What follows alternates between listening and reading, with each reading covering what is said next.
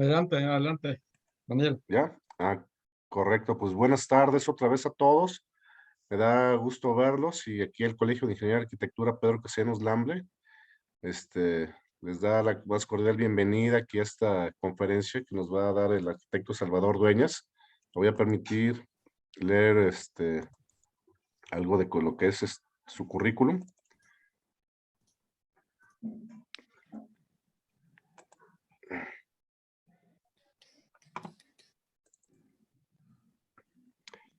El arquitecto Salvador Dueñas Rodríguez es arquitecto por la Facultad de Arquitectura con la especialidad en el área de urbanismo de la Universidad de Guadalajara. Tiene maestría en renovación sustentable de la ciudad por la Escuela Superior de Arquitectura en el año 2019. Tiene un diplomado para peritos en legislación urbana por el Colegio de Arquitectos y Urbanistas del Estado de Jalisco. Tiene varios cursos de formación docente, formación pedagógica para la ciencia y la tecnología, CATS Zapopan 1997, teoría de la arquitectura y su aplicación al proyecto. Centro Universitario de Arte, Arquitectura y Diseño en febrero de 1998. Revistas y publicaciones en la revista Evaluación Profesional en 1997, revista del Consejo Intergrupal de Evaluadores de Jalisco, Comisión Editorial, Códice, órgano informativo en el año de 1999, revista del Colegio de Arquitectos y Urbanistas del Estado de Jalisco, director editorial, La Ciudad Debate, en el año 2017 y 2018. Columna de opinión sobre desarrollo urbano en Milenio Diario y columna de opinión sobre capacidades ciudadanas en Milenio Diario también. Pues le cedo la palabra al arquitecto Salvador Dueñas para que nos dé la ponencia del día de hoy. Adelante, arquitecto Salvador. Gracias, Dani. ¿Qué tal? Buenas noches a todos. Gusto saludarlos nuevamente. Una disculpa, llegué barriendo un home. Lo que pasa es que el tráfico, como bien saben, ¿no? La ciudad, Lázaro Cárdenas a tope, pero aquí estamos con mucho gusto para platicar un poquito de los procesos de la legislación urbana en nuestra ciudad, el área metropolitana de Guadalajara. Y si les parece, pues sin más, comenzamos. Correcto, gracias.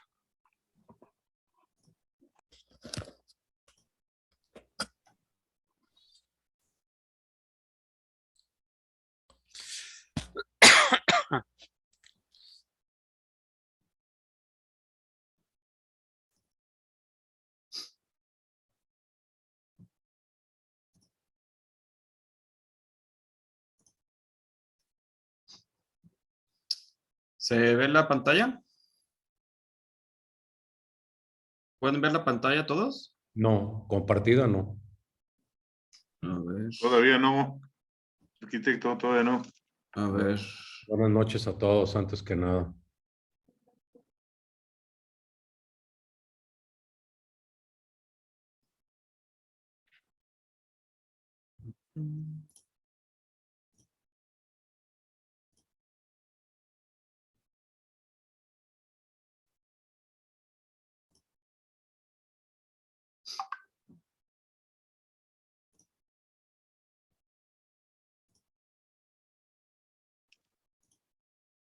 ¿Ahí se ve? No, aún se ve en blanco la pantalla. Se ve en blanco. Está en blanco la pantalla. ¿Qué caray? No, todavía está en blanco. A ver, a ver.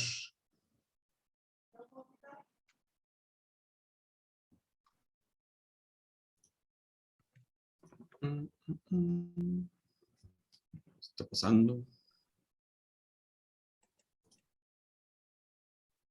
Ya.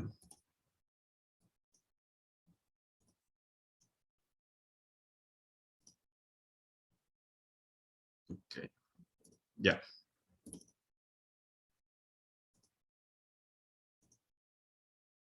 ¿Ahora sí?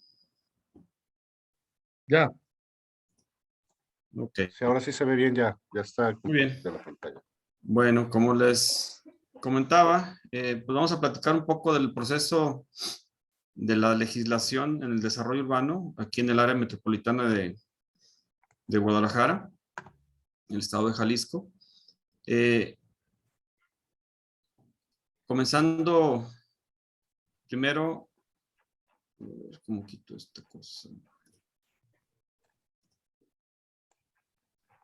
Primero con un glosario de términos generales que quizá la mayoría ya conoce, pero no está de más establecerlos, dejarlos claro para poder hablar o entendernos sobre el mismo proceso que estamos hablando, ¿no? El desarrollo urbano como tal, pues sabemos que es un proceso, es una gestión del territorio, donde se regula desde la fundación, la conservación, el mejoramiento y el crecimiento de los centros de población. El ordenamiento territorial sería ya la política pública que tiene como objeto la ocupación y la utilización racional del territorio como una base espacial de las estrategias del desarrollo socioeconómico y la preservación medioambiental. La conurbación entendemos como conurbación cuando dos o más centros de población se crecen de tal forma que llegan a tener una continuidad física y demográfica. Y hablamos de infraestructura cuando hablamos de los sistemas, redes de organización y distribución de bienes y servicios dentro de los centros de población, incluyendo aquellas relativas a las comunicaciones y a la radiodifusión. Hablamos de suelo y uso del suelo cuando nos referimos al espacio físico como parte del territorio, entendiendo que los municipios son libres de organizar su propio territorio. Por eso es que son los municipios quienes publican a través de los ayuntamientos o de sus ayuntamientos los planes parciales de desarrollo urbano. Son los encargados de regular la forma en la que el desarrollo urbano se va gestando dentro de su territorio, entendiendo la autonomía municipal. Y aquellos fines particulares a que podrán dedicarse determinadas zonas o predios en específico dentro de un centro de población o de un asentamiento humano, entendiendo que hay municipios en los que aparte de la cabecera municipal también hay otros asentamientos humanos y le corresponde al mismo municipio, insisto, a través de su ayuntamiento, el regularlos. El destino son aquellos fines públicos que se prevé para dedicar determinadas zonas o predios de un centro de población o un asentamiento humano. Y un equipamiento es un conjunto de inmuebles, instalaciones, construcciones, mobiliario utilizado para preservar a la población los servicios urbanos para desarrollar actividades económicas, sociales, culturales, deportivas, etc. Es decir, cuando leemos frecuentemente usos y destinos, es porque estamos hablando de diferentes temas. Un destino es de uso público. Ahí caben los parques, las unidades deportivas, los centros de salud. Esos son destinos. Mientras que los usos corresponden al usufructo privado de un predio.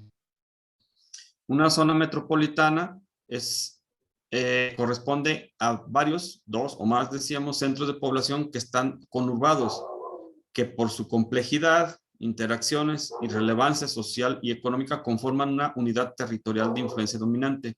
Si se fijan aquí, ya no solamente es la conurbación como tal, que tiene que ser física, cuando hablamos de conurbación, aquí estamos hablando de que puede haber dentro de una zona metropolitana centros de población, como el caso de Tala, por ejemplo, o de Zapotlanejo, que tienen una interacción económica, social, muy intensa, aunque hay vacíos urbanos entre las dos poblaciones. Es decir, para ir de Guadalajara, Tonalá, hacia Zapotlanejo, nos encontramos con varias extensiones de espacios suburbanos o incluso rurales entre las dos poblaciones. Sin embargo, hablamos de zona metropolitana porque están conurbados de una forma económica y social que que los hacen formar parte de lo que ahora conocemos como la área metropolitana de Guadalajara,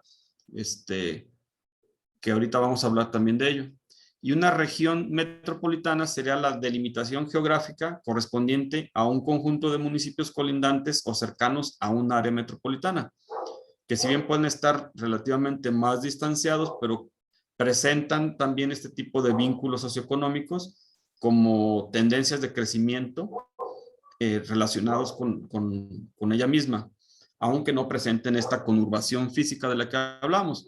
Por ejemplo, una región metropolitana, podemos incluso hablar, en el caso de Guadalajara, con algunas ciudades del Bajío, de León, por este tránsito intenso de economía en cuestión de traslado de mercancías, de personas, etc.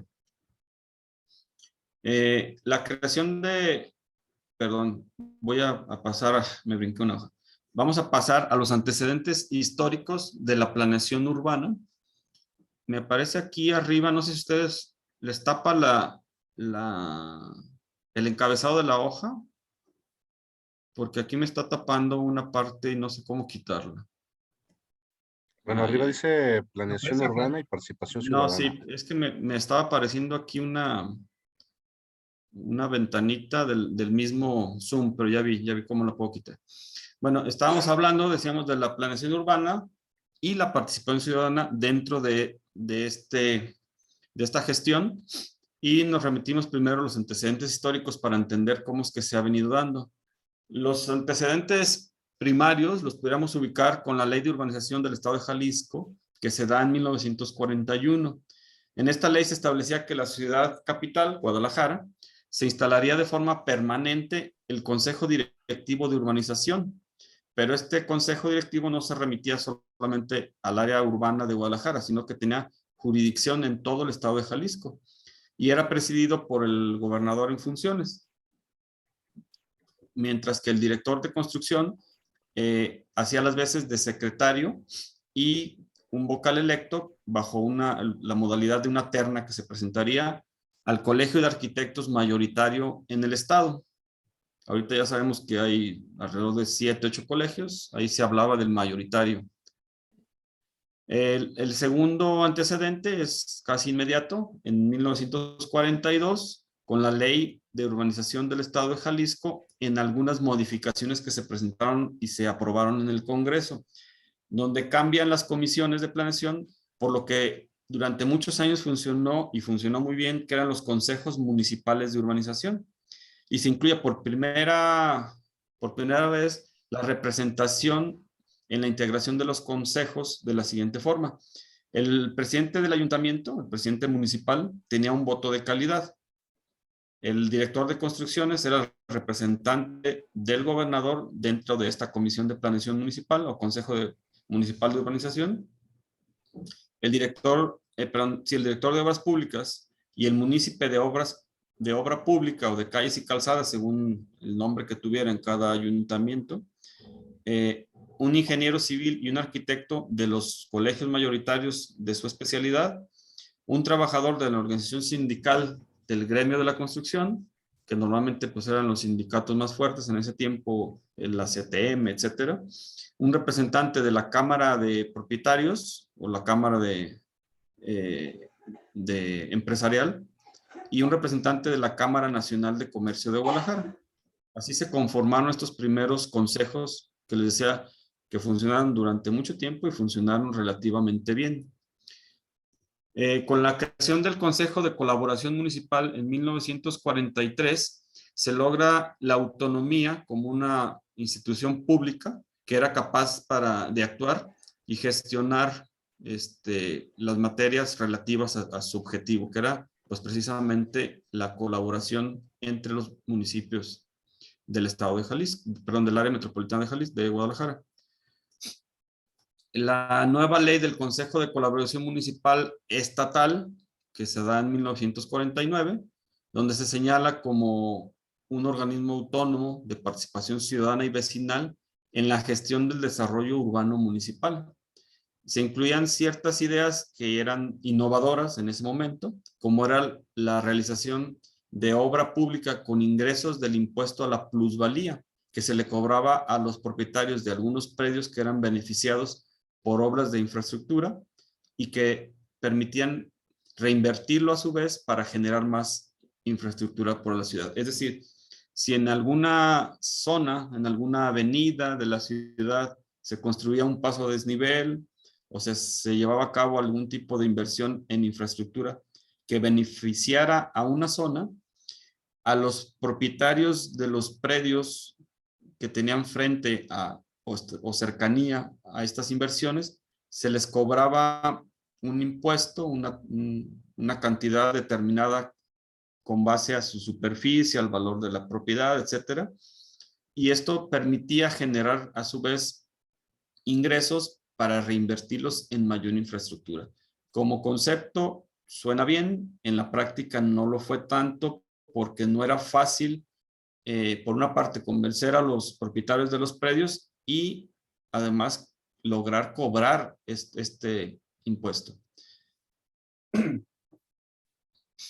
La estructura del consejo se mantiene más o menos sin cambios sustanciales y las leyes que regulan los nuevos fraccionamientos y el crecimiento de la ciudad, hablando del 53, 59, 61, que eran leyes que se iban desprendiendo a su vez conforme se iban generando nuevos conceptos o paradigmas en la forma de fraccionar y urbanizar la ciudad de Guadalajara.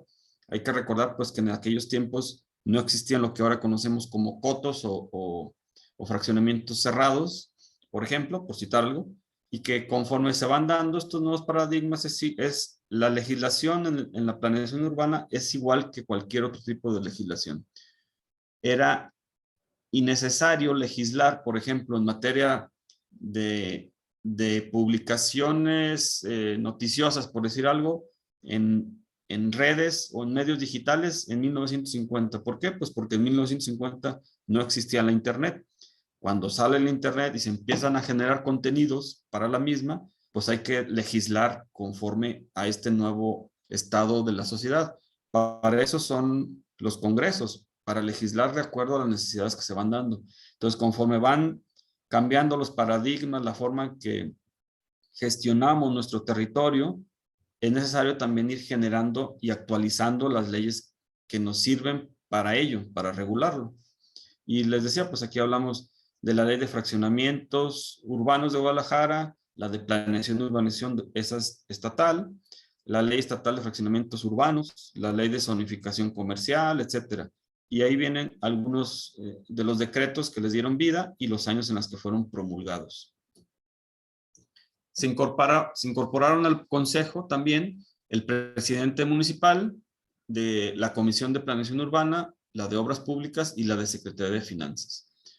Algunas otras nuevas leyes que fueron surgiendo, como el Plan Estatal de Ordenamiento de Asentamientos Humanos en el 79, el de la zona conurbada de Guadalajara del 82, y los lineamientos generales de zonificación de uso de suelo bajo el decreto 10/1959. La reforma a la Ley Estatal de Fraccionamientos, que ya existía, y la creación del Consejo Metropolitano de Guadalajara en 1989. Básicamente estas leyes eran desprendimientos o modificaciones de las ya existentes. Donde sí hay un cambio importante es con la Ley de Desarrollo Urbano del Estado de Jalisco de 1993, donde se establece ya la creación del Consejo Estatal de Desarrollo Urbano, el CEDU, y los consejos regionales de desarrollo urbano, donde se incorpora también la participación de los consejos de colaboración municipal, que seguían existiendo y seguían funcionando medianamente bien. Recordarán, esto ya nos tocó a la mayoría de los que estamos hoy aquí, la creación de la Procuraduría de Desarrollo Urbano del Estado de Jalisco.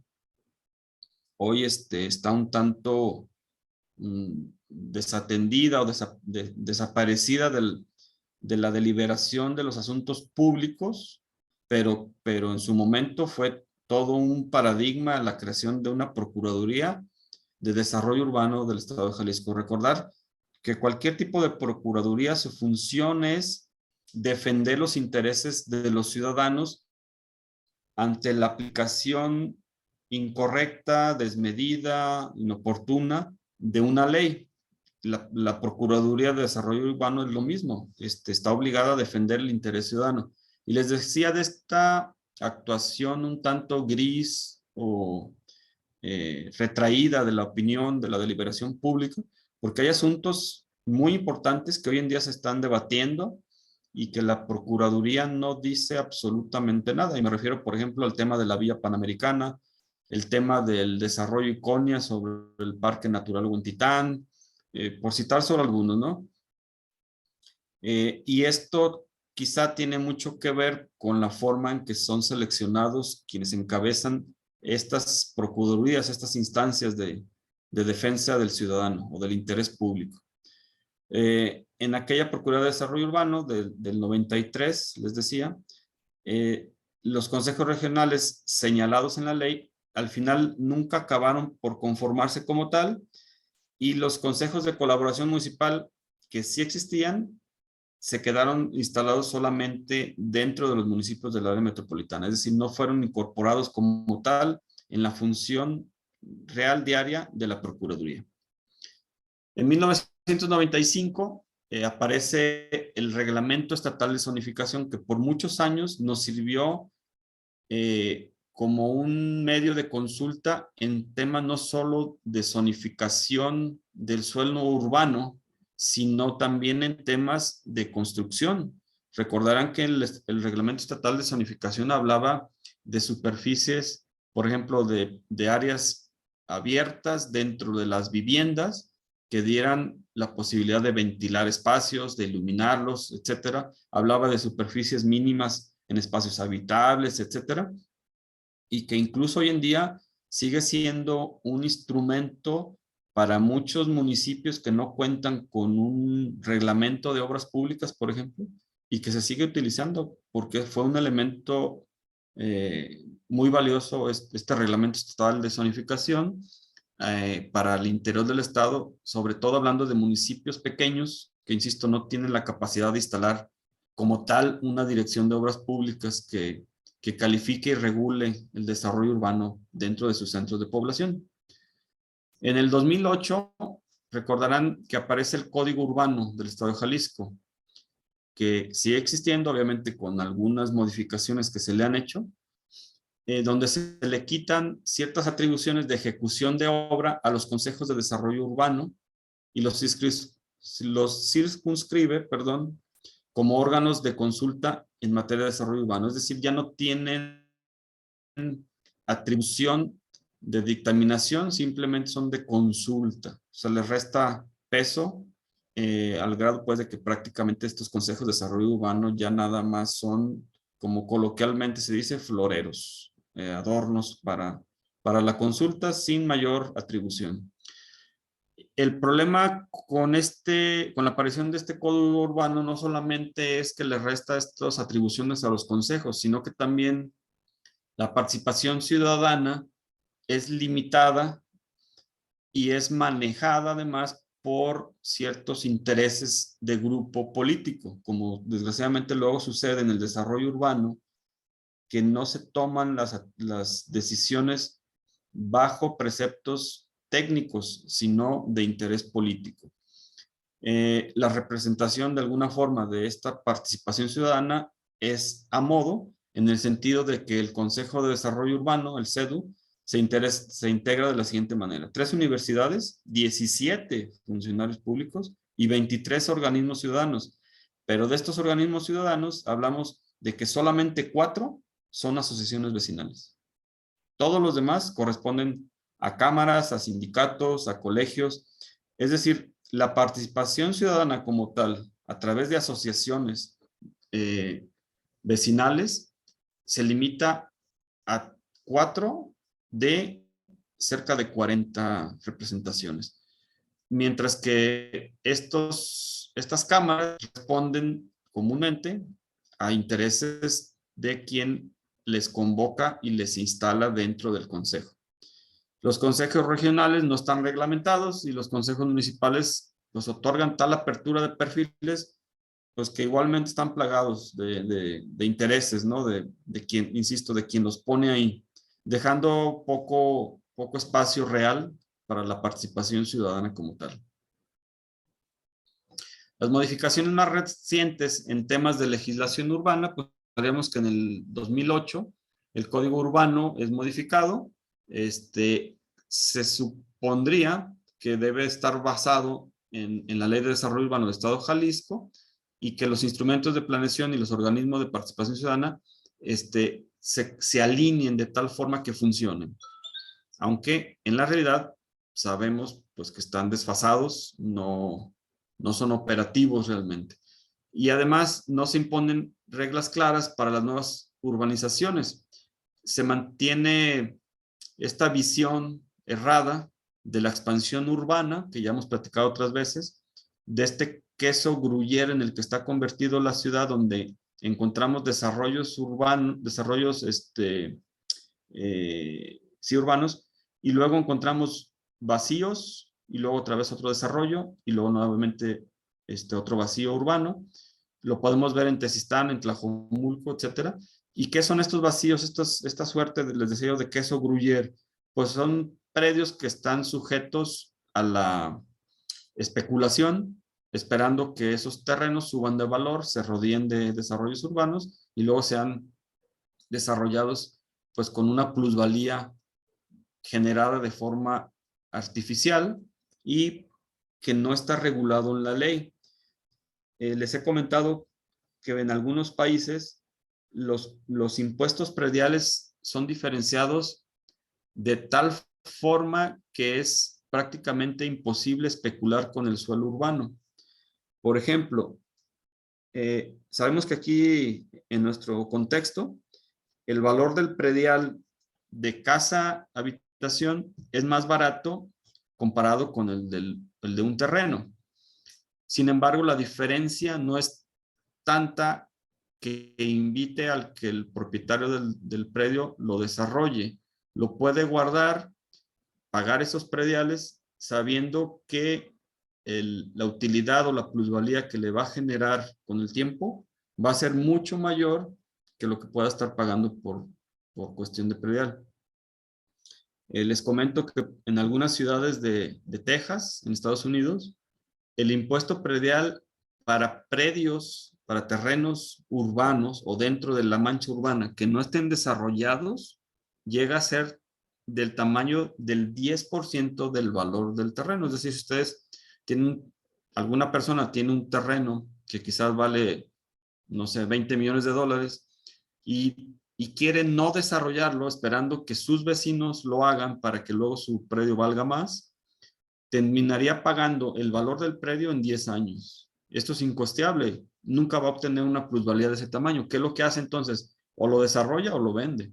No le queda de otra. Es obligar a que el desarrollador no especule con el suelo urbano. Se da una reforma integral, por decirlo de alguna forma, a este mismo Código Urbano en el 2014, con más de 70 iniciativas. Algunas positivas, por ejemplo, que se incrementan las áreas de cesión para los municipios del 15 al 30%.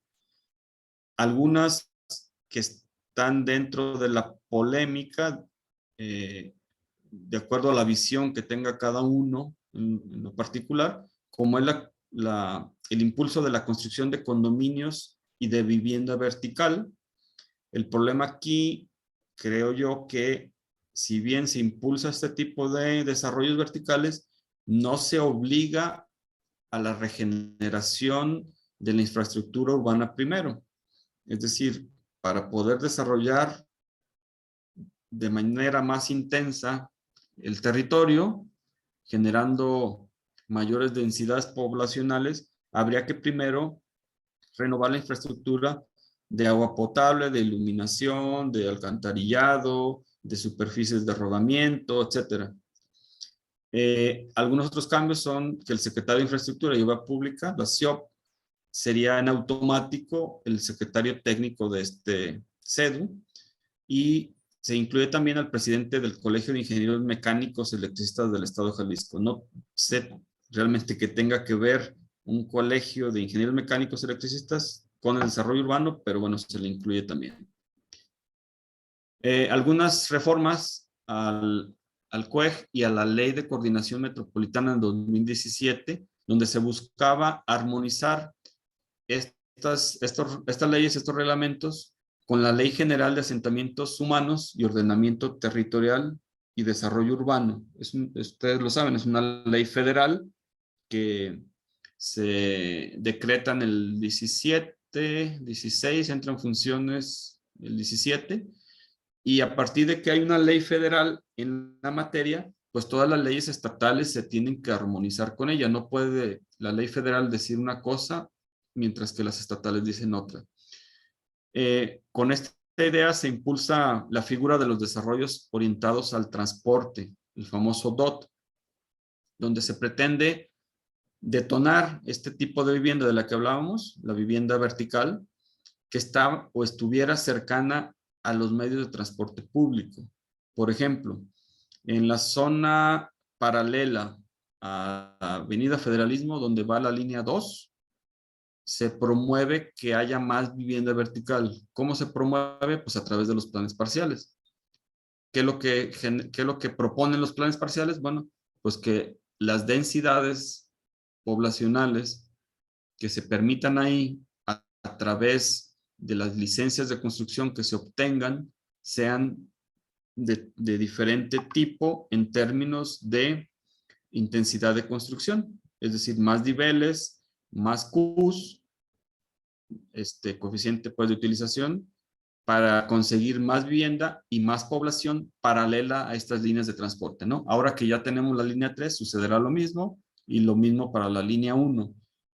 Ahora que también está por entrar en funciones este macroperiférico que le llaman, que es un despropósito, luego veremos por qué, será el mismo caso.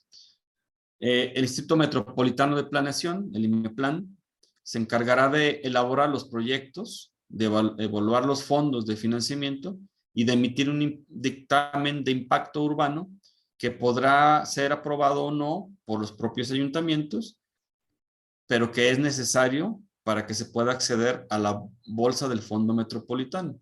Es decir, debe haber una dictaminación para que se pueda acceder a estos recursos del Fondo Metropolitano cuando se pretende hacer, por ejemplo, una ciclovía, al modificar alguna vialidad, etc. El IMEPLAN cambia de nombre. Recuerden que ya no es el Instituto Metropolitano de Planeación, ahora es el Instituto de Planeación y Gestión del Desarrollo del Área Metropolitana de Guadalajara. Y cuenta ahora con recursos etiquetados ya directamente desde el presupuesto de egresos. O sea, ya no está supeditado a que el gobernador en turno le destine los recursos. Ya deben de estar presupuestados de antemano en la ley de egresos previa. Se incluyen 2 asientos para pasar a 13 en la Junta de Coordinación Metropolitana. Uno es para la SEDATU y otro para el presidente del Consejo Ciudadano Metropolitano. No sé si tienen más o menos claro cómo funciona esto. Hay diferentes instancias de coordinación metropolitana. Uno es el IMEPLAN, otro es el Consejo Ciudadano Metropolitano. Este consejo está conformado por 2 consejeros ciudadanos de cada uno de los municipios que conforman el área metropolitana de Guadalajara. Guadalajara, Zapopan, Tlaquepaque, Tonalá, Tlajomulco. Cada uno tiene 2 consejeros, un titular y un suplente. Es el Consejo Ciudadano.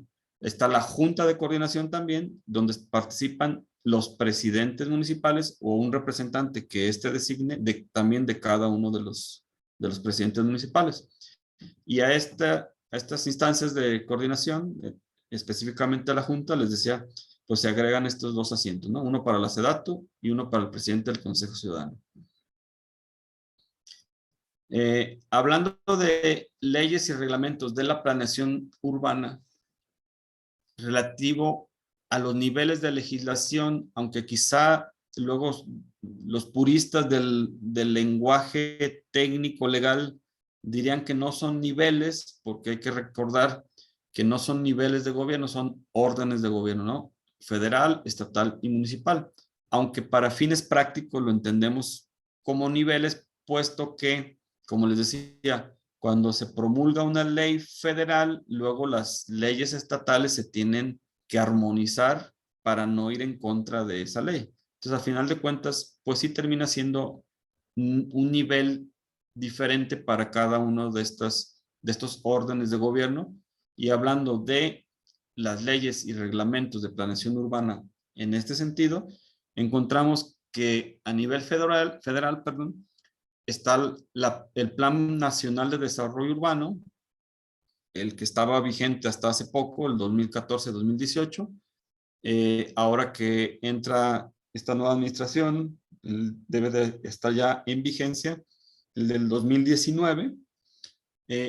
Nada más dejé yo aquí con un asterisco, no quise cambiar el año, porque tuvo una importancia especial, ya que se realizó en sintonía con la Cumbre de las Naciones Unidas sobre Vivienda y Desarrollo Urbano Sostenible, lo que se le denominó Hábitat 3, recordarán ustedes, que fue realizada en Quito, en Ecuador, en 2016. Entonces, por eso quise dejarlo aquí, aunque sabemos pues que ya ahorita hay una administración nueva, 2018-2024, que le corresponde a Andrés Manuel, ¿no?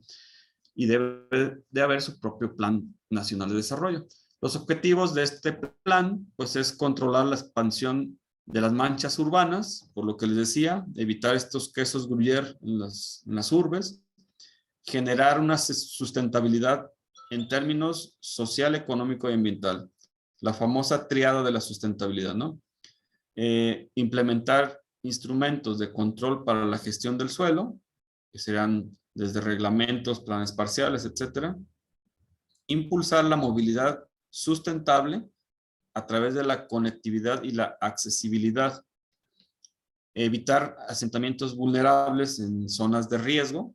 Consolidar la política nacional de desarrollo regional para evitar la migración a las grandes urbes a partir de vocaciones y potencialidades económicas locales.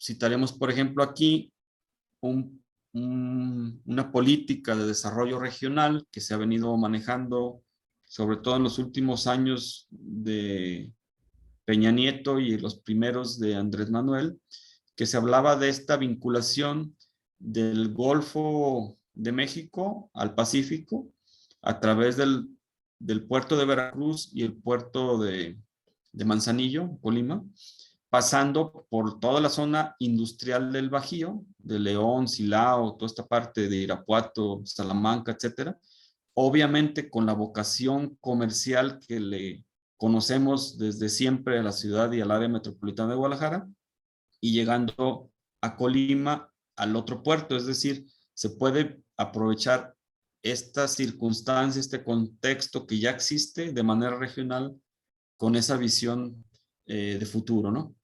Está la ley de asentamientos humanos, de la que hablábamos ahorita, la ley de asentamientos humanos, ordenamiento territorial y desarrollo urbano, que es del 16, que entra ya en funciones el del 17 y a la cual se tienen que armonizar todas las leyes de desarrollo urbano estatal.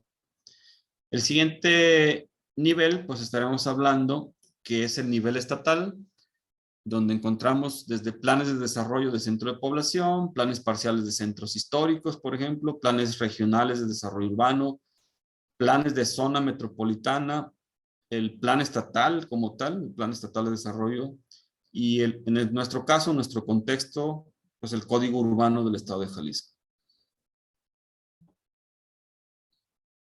Continuando con el nivel estatal, decíamos el Código Urbano para el Estado de Jalisco del 2008, que sustituyó, como hablábamos hace rato, a lo que era el Reglamento de Zonificación del Estado. Con los objetivos definidos dentro del mismo documento, que es definir las normas para el ordenamiento de los asentamientos humanos, establecer las provisiones en materia de uso, reservas para el mismo ordenamiento, regular la transformación de suelos rurales a urbanos, la subdivisión, los conjuntos habitacionales, los fraccionamientos nuevos, establecer las normas que regulen la concurrencia del Estado con los municipios en materia de ordenamiento de asentamientos humanos, y le otorga la facultad al Congreso, el Congreso Estatal, para nombrar al procurador urbano. Desde su publicación, cabe decir, fue ampliamente criticado por académicos especialistas por su falta de énfasis en temas de seguridad, participación ciudadana, movilidad, el uso de recursos naturales, etcétera. Es decir, lo que luego dicen los legistas fue un código muy light en términos pues de profundidad, de análisis y otorgación de atribuciones para el mismo. En el 2015 el código por lo mismo es objeto a 166 modificaciones y que ahora a su vez pues también son cuestionadas por la otra parte, cámaras empresariales y desarrolladores de vivienda. Podríamos hablar un nivel intermedio que en realidad no existe, pero que en la práctica es necesario, entre el Estado y el municipio. ¿Por qué? Por estas regiones metropolitanas, por estas zonas conurbadas, áreas conurbadas, como en el caso de Guadalajara, de Monterrey, Ciudad de México, etcétera. Incluso zonas conurbadas entre estados. Por ejemplo, Bahía de Banderas, Puerto Vallarta, Jalisco y Nuevo Vallarta, Nayarit, que son interestatales pero que están conurbados. Y esta complejidad donde se difumina un tanto las atribuciones municipales con las estatales, pues caben en este suerte de nivel intermedio, donde caería la Ley de Coordinación Metropolitana del Estado de Jalisco del 2011, cuyo objetivo es regular el procedimiento de constitución de áreas metropolitanas, regular las instancias de coordinación metropolitana y los principios que serían las instancias como instrumentos para facilitar la coordinación metropolitana y que no suplen a las autoridades municipales. Es decir, están supeditadas a ellas. Las instancias de coordinación, que es lo que les comentaba hace rato, que son 3, la Junta de Coordinación Metropolitana, que son todos los municipios, todos los presidentes municipales, más el voto de calidad del gobernador. Cuando hablo de todos los presidentes municipales me refiero a los del área metropolitana, ¿verdad? No del estado de Jalisco, es decir, los que conforman el área metropolitana de Guadalajara. El Instituto Metropolitano de Planeación, cuyo director sabemos actualmente es Mario Silva. El Consejo Ciudadano Metropolitano, que les decía está integrado por 2 consejeros por cada municipio, un titular y un suplente. El área metropolitana como tal es un centro en un territorio de 2 o más municipios, 8, 9 o 10, como puede pasar en el área metropolitana de Guadalajara, con una población de cuando menos 50,000 habitantes. Puede ser que haya 2 municipios que están conurbados en sus áreas metropolitanas, en sus áreas urbanas, perdón, pero que sean muy pequeñitos. Y para ello se requiere la declaración del Congreso. Por ejemplo, el tema de que Tala pase a formar parte del área metropolitana de Guadalajara y que acceda, como decíamos hace rato, por ejemplo, al fondo metropolitano, tendría que ser aprobado previamente por el Congreso.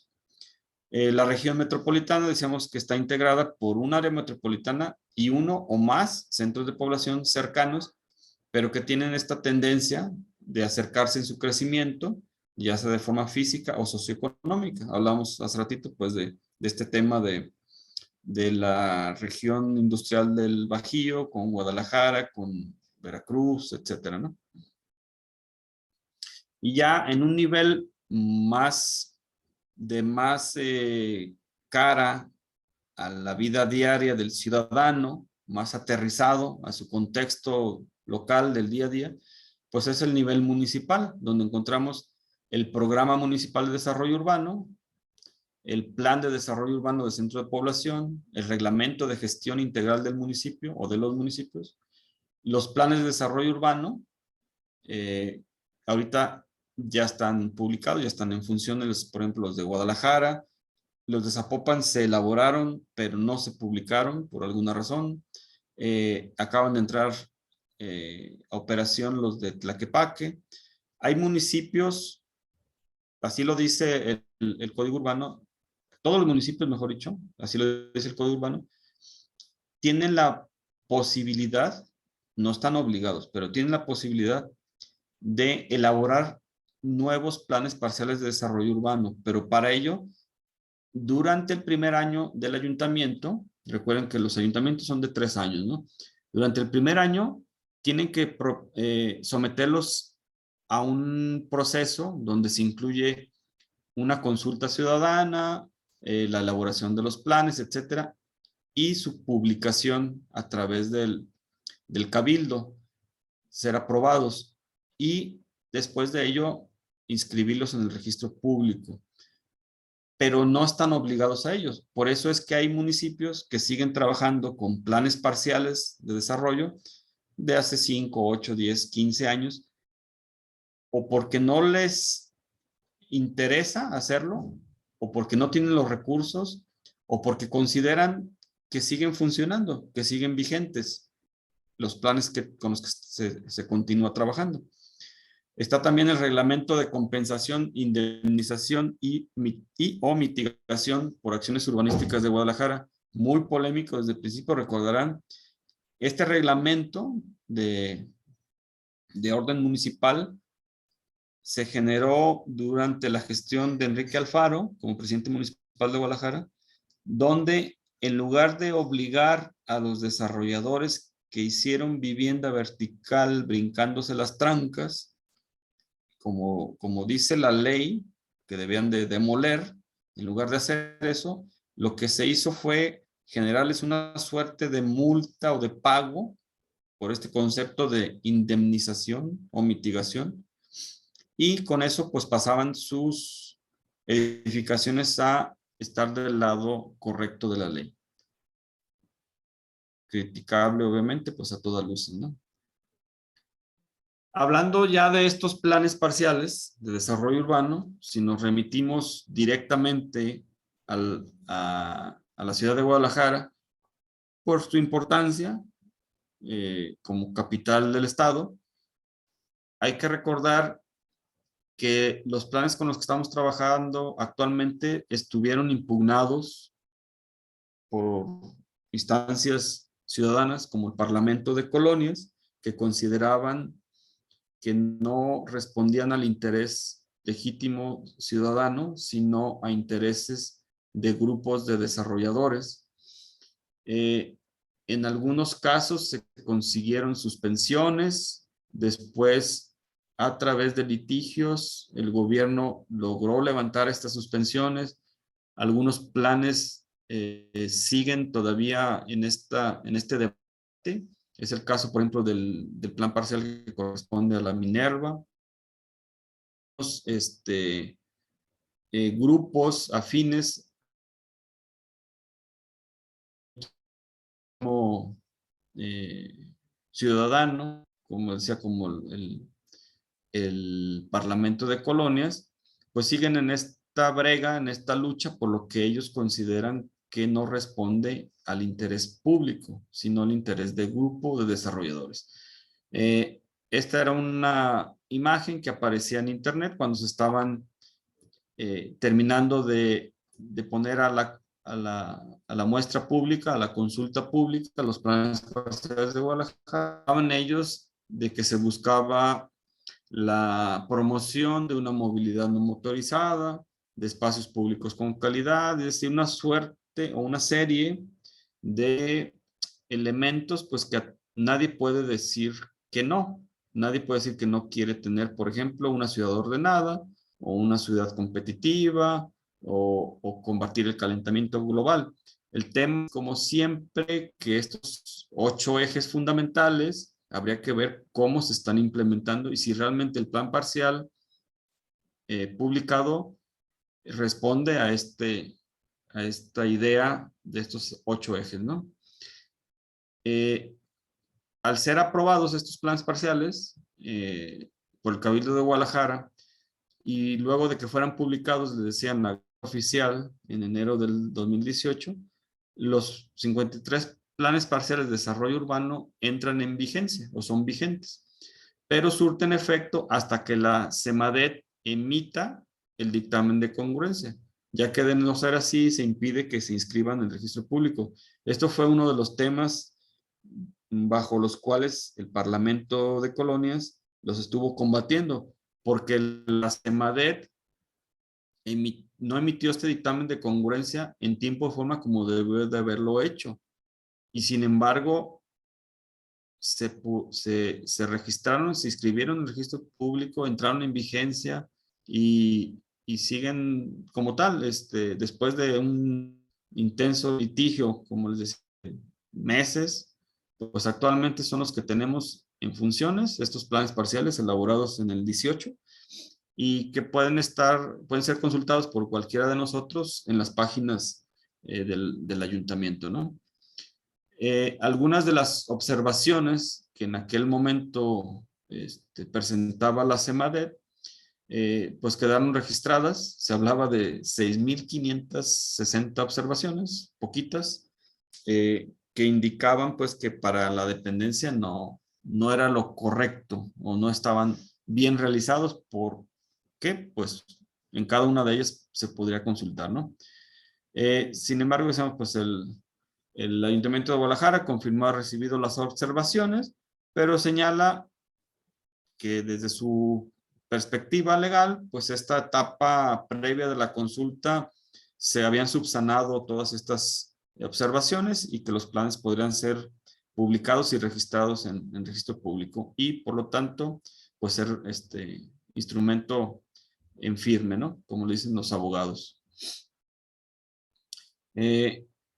Hablando de este debate de legalidad, pues aparecen aquí algunos de los artículos que fueron señalados en su momento, el por qué se consideraba por estos grupos ciudadanos que no deberían de haber entrado en función, que no deberían de estar vigentes. Sin embargo, bueno, esto lo voy a obviar un poco, pues que de cualquier forma los planes están en uso, están publicados, son los instrumentos bajo los cuales el Ayuntamiento de Guadalajara actual y el anterior también dictamina cuando nosotros solicitamos el famoso uso de suelo, ¿no? Tenemos un predio, queremos saber qué podemos hacer en él, lo que pedimos es un dictamen de uso de suelo. Oye, puedo hacer ahí una torre de departamentos, una bodega, una fábrica, un comercio. ¿Puedo o no puedo? De acuerdo al plan parcial, es con lo que se dictamina. Y están en funciones, los del 2018. Pero les voy a presentar aquí un par de análisis de caso para que ustedes se formen su propia opinión. El primero corresponde a un caso del Distrito 1, Subdistrito 2, en la zona de Alcalde Barranquitas. No sé si lo tienen más o menos claro. Cerca de la Glorieta de la Normal, un poco hacia el oriente de Alcalde y en la zona de maestros, normalistas, esta zona de ahí, ¿no? Esta es la zona de 006 RN correspondiente a Alcalde Barranquitas. Tenemos en la parte izquierda un recuadro con los planes parciales que en ese momento, cuando elaboré esta comparativa, estaban vigentes. Ahorita ya esos ya no están vigentes. Y que en este momento dice planes parciales propuestos del lado derecho en este otro recuadro, pero que ya no son propuestos. Actualmente son los que están vigentes, ¿sí? Pero es esta comparativa. Bueno, tenemos aquí un ejemplo clásico que está en este círculo rojo. Tomo de ahí un lote tipo, como los que hay muchos en la zona, donde el frente mínimo permitido es de 6 metros y el fondo mínimo permitido de 15, dando un lote tipo o un lote tipo mínimo en la zona de 90 metros cuadrados. Aunque sabemos que muchos predios de esa zona llegan a medir 7 por 20, casi la mayoría. Pero ese es el lote tipo mínimo que permitiría o que permite este plan parcial, que de hecho pues ya está vigente. Criticado, insisto, porque, por ejemplo, toda esta zona que está pegada al alcalde y que está conformada por edificios y zonas verdes de propiedad municipal y estatal, se le señalaba con este tono rosa que corresponde a un uso de suelo de comercio y servicio intensidad 4. Cambiando, por ejemplo, el uso de área verde de este triangulito que está donde se bifurca Avenida Normalistas y Avenida de los Maestros, a la altura del Alcalde, cambiándole de área verde a comercial y servicios de impacto alto, CS4. Es decir, todas esas propiedades podían ser o podrían pasar a ser comercializables, pero además bajo este concepto de comercio y servicio de intensidad 4, incluyendo algunas propiedades del gobierno del estado, del municipio y de la Universidad de Guadalajara, con todo por lo que ello conlleva, ¿no? Simplemente podemos recordar que hace poco el edificio que era del registro público número 1, del registro civil número 1, que está sobre el Alcalde, pues fue vendido y para desarrollar ahí otro tipo de edificio de comercio y vivienda. Esto pudiera ser o abrir la puerta pues para que toda esa zona pasara a cambiar de uso de suelo en ese sentido. Pero regresando al ejemplo que les quería mostrar, este lote tipo que pudiera estar en la zona, que es el que sugiere el plan parcial que es susceptible de 6 por 15, lo señala de la siguiente forma: terreno, superficie, 6 por 15, 90 metros cuadrados, con un coeficiente de ocupación. Recordar que esto se refiere al desplante de 0.8 o del 80%. Es decir, si tomamos este ejemplo de 90 metros cuadrados, estaremos hablando que podríamos desplantar nuestro edificio, nuestra huella del edificio pudiera ser de hasta 72 metros cuadrados. Pero aquí viene lo que considero yo que es relativamente, si no grave, falto de análisis para quien elaboró estos planes parciales. Porque propone, y así se publica, un CUS, un coeficiente de utilización del suelo de hasta 5.4. Esto quiere decir, en términos de superficie, 486 metros cuadrados, construidos sobre un terreno de 6 por 15. Si tenemos en cuenta que el desplante máximo permitido es de 72, estos 486 metros con una huella de 72 metros cuadrados nos darían una altura de 6.75 niveles. Pero no solamente eso, sino que además tendríamos la posibilidad de acceder a este nuevo concepto que se señala en los documentos de los planes parciales vigentes del ICUS. ¿Qué es el ICUS? Se refiere a un incremento al coeficiente de utilización del suelo. Y este se accede, como podrán ustedes imaginarse, vía pago. Ustedes pueden pagar para acceder a él. Cualquier desarrollador, cualquier propietario que esté en esta zona, que estoy aquí marcando con el círculo rojo de la zona Barranquitas, y obtener otros 162 metros cuadrados más, porque es el 1.8 de 90 metros cuadrados, que sumado a lo anterior que ya habíamos visto, estaremos hablando de otros 2.25 niveles más, de tal forma que podríamos llegar a un área total construible, sumando CUS e ICUS, de 648 metros cuadrados, con un desplante de 72 metros. Lo que nos arrojaría un total de 9 niveles. No sé si alcancen a dimensionar. Está bueno para hacer una estela de luz. Pues casi. Con la problemática que esto generaría para sus vecinos. ¿Están de acuerdo? Y la intensidad de demanda que le podría generar a la zona, que hubiera ahí 9 niveles, que además, a la hora de que le aplicamos los índices de edificación, podríamos generar una cantidad de viviendas de hasta 18. ¿Por qué?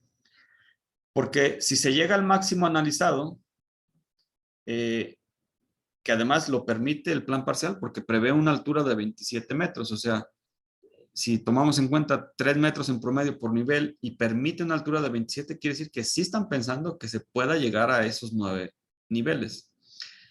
Y con una restricción frontal de 0, es decir, la propiedad puede estar a paño del predio, la construcción, perdón, puede estar a paño del predio, pero que se requiere un área jardinada de 30%. Quizá, yo pongo ahí un interrogante porque quizás están pensando que el área jardinada pudiera estar atrás y no al frente. Pero aquí viene lo interesante. Al no estar indicado dentro del documento del plan parcial de la zona, decíamos Alcar de Barranquitas, para recordarlo, el subdistrito, perdón, 2 del distrito 1, que es la zona 006 RN. RN es renovación urbana, ¿eh? Es donde se promueve ciertas modificaciones a lo ya existente. Aunque aquí creo que no son modificaciones simplemente, es una intervención bastante agresiva. Decíamos que como no está indicado un ID, un índice de edificación como tal, dice que hay que remitirlos al artículo 8.4.3. Y este artículo nos dice que una unidad de vivienda debe de contar al menos con cocina, lavadero, baño completo, pieza habitable y circulaciones. Como un ejercicio, simplemente yo le otorgo metros cuadrados y digo que podemos tener una vivienda de ese tipo con una sola pieza habitable, una sola recámara, no digamos de 3x3, un poco más grande, de 10.5 metros cuadrados. Podríamos tener un mini depa de esos, un loft, le dicen ahora, de 33 metros cuadrados. ¿Esto qué significa? Que si por nivel se pueden construir 72 metros cuadrados, podríamos entonces construir 2 unidades de este tipo, que sumarían 66 metros cuadrados, y dejar 6 metros cuadrados o los 6 metros cuadrados adicionales para las circulaciones. De tal forma que tendríamos 2 departamentos o 2 unidades independientes por nivel, que si son 9 niveles, pues hablaríamos de 18 unidades habitables en un predio de 90 metros cuadrados. La hiperdensificación en un terreno de 90 metros cuadrados. Con todo lo que ello implica, les comentaba yo, en términos de explotación de infraestructura, de hacinamiento, de falta de asolamiento e higiene, la pérdida de valor de las fincas vecinas, todo lo que implica pues un tipo de promoción de la densificación de esta forma, pues. Entendemos que la ciudad de Guadalajara ha perdido cerca de 200,000 habitantes. ¿Por qué? Porque mucha de la población prefiere irse a las zonas periféricas, porque con el mismo precio, es decir, una casa en una zona céntrica como Colonia Independencia, Jardines Alcalde, por citar esta zona de la que estamos hablando ahorita, Colinas de la Normal, les cuesta ahí 3,5 millones de pesos. Es una casa pues, que ya tiene 40, 50 años construida. Con 3,5 millones de pesos se puede conseguir una casa más grande, nueva, más bonita, en una zona periférica. Entonces, este fenómeno se ha venido dando paulatinamente en los últimos 20 años, de tal forma que la ciudad de Guadalajara, hablando del municipio en exclusivo, pues el municipio de Guadalajara como tal ha perdido cerca de 200,000 habitantes. ¿Cuál es la idea? Que se pueda regresar a esa población. ¿Cómo puede regresar la población? Pues ofreciéndoles vivienda asequible, vivienda más económica, créditos, etcétera. Pero esto considero yo que es irse al otro extremo de la posibilidad de ofrecer realmente vivienda digna. Una vivienda de esta característica, no sé si haya verdadera demanda para ello, ¿no? Pero no es no es que haya buscado yo en específico que esa zona se pudiera poner aquí en la palestra pública. Lo podemos revisar el día que gusten. Cualquier zona de la ciudad tiene este tipo de propuestas, o casi cualquier zona de la ciudad. Aquí está otro caso, otro análisis de caso, que se refiere al distrito 7, subdistrito 4, que fue un tema de debate en la opinión pública, y ahorita van a ver por qué.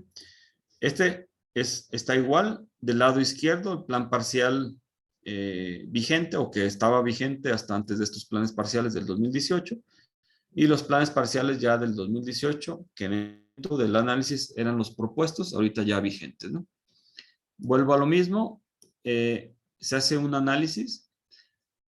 Esto estamos hablando, esta zona, perdón, zona distrito 7, subdistrito 4, se refiere a la zona industrial de Eldean, o el parque de Eldean, donde está el vaso regulador que fue ampliado, aún a pesar de que los expertos dijeron que no era lo pertinente, que se tenía que arreglar el tema de las inundaciones, interviniendo las zonas altas de los escurrimientos, no el vaso en sí. Ampliar el vaso no tenía mucho caso si se seguía urbanizando tierras arriba, ¿no?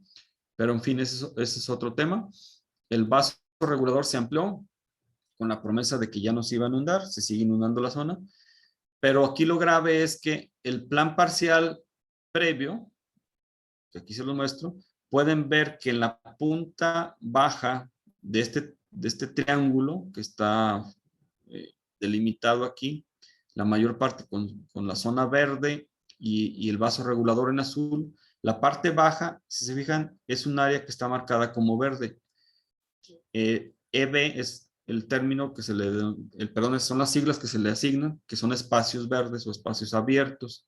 Sin embargo, en el plan parcial nuevo, otra vez vuelve a aparecer estos colores, rosita, salmón, donde se le cambia el destino, porque este era un destino, no era un uso de suelo. ¿Recuerdan cuando hablábamos de usos y destinos? Tenía el destino de área verde, y eso es ilegal cambiarlo.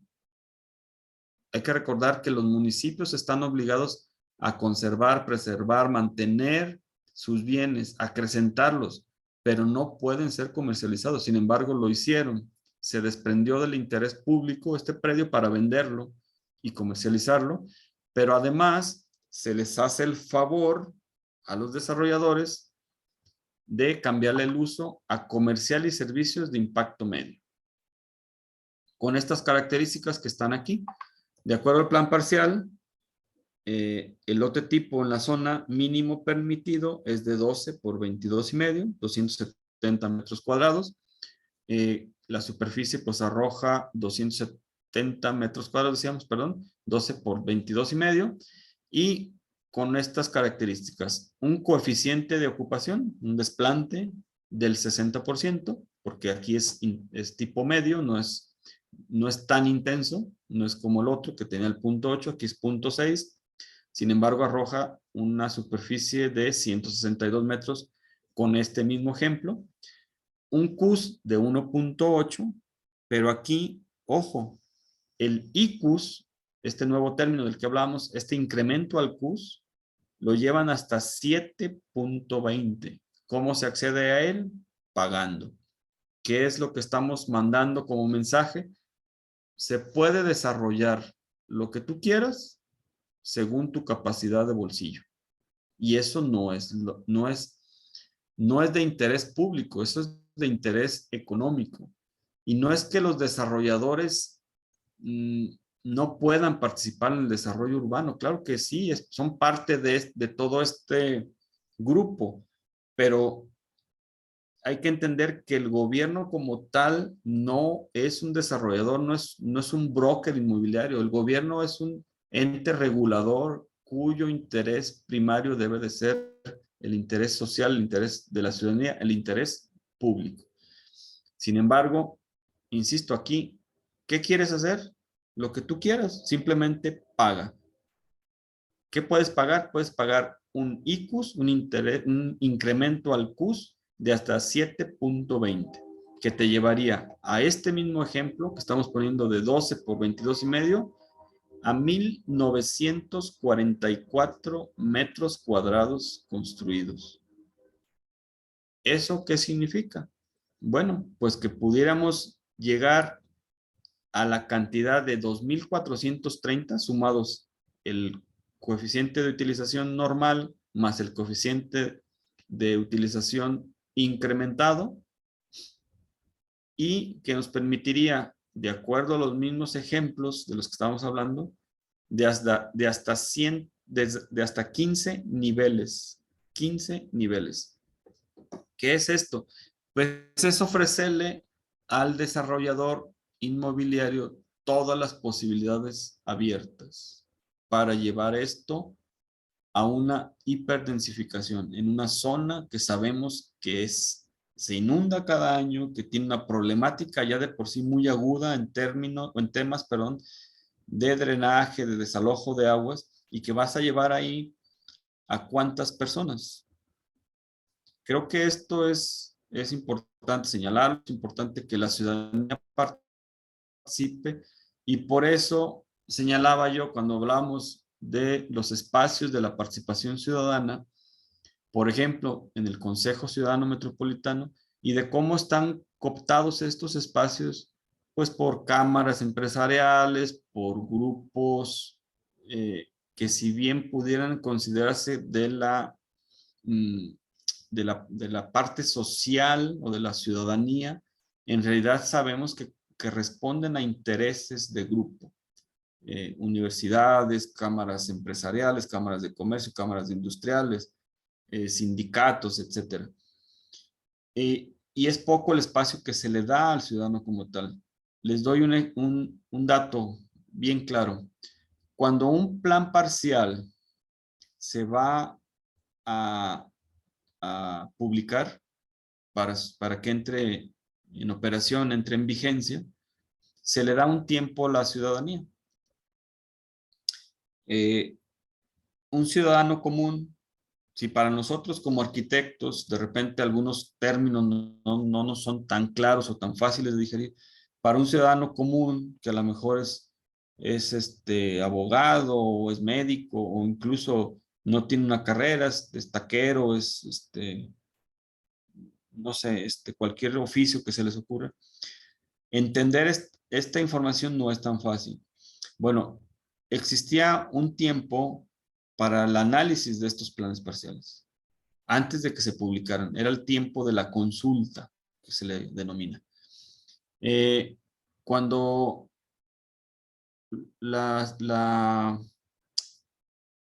diputada Patricia Martínez entra a la legislatura actual como diputada electa por MC, asistió solamente un día como diputada a una sola sesión y presentó una sola iniciativa, y luego después presentó su solicitud para separarse del cargo porque la estaban invitando a trabajar en el gobierno del estado.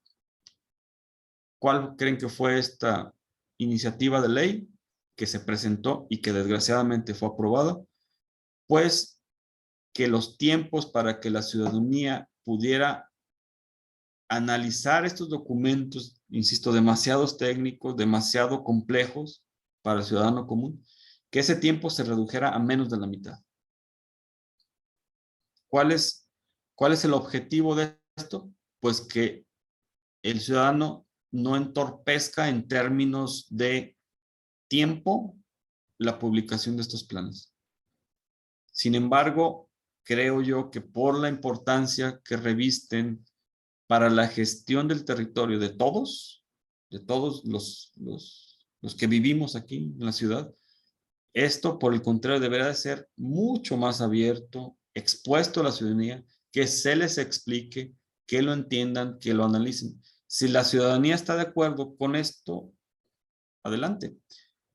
Y no me refiero a estos planes en específico. Cuando digo con esto, me refiero a con lo que se proponga en su momento, ¿no? Ya sea Tlaquepaque, Guadalajara, Zapopan, en el 2000, 24, que sería bueno, ahorita de hecho 2022 es el primer año, todavía no termina el primer año de la gestión municipal de los 125 municipios del estado de Jalisco. Ahorita están en tiempo todavía algunos municipios de presentar sus propuestas y de llevarlas a la consulta pública. Pero insisto, en otras condiciones, pues creo que el ciudadano debe de participar, debe de ser tomado mucho más en cuenta.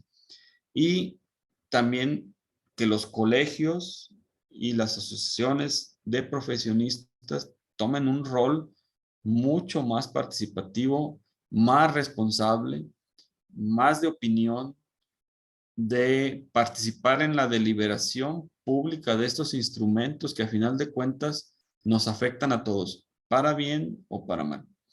Y bueno, terminando pues ya con este ejemplo,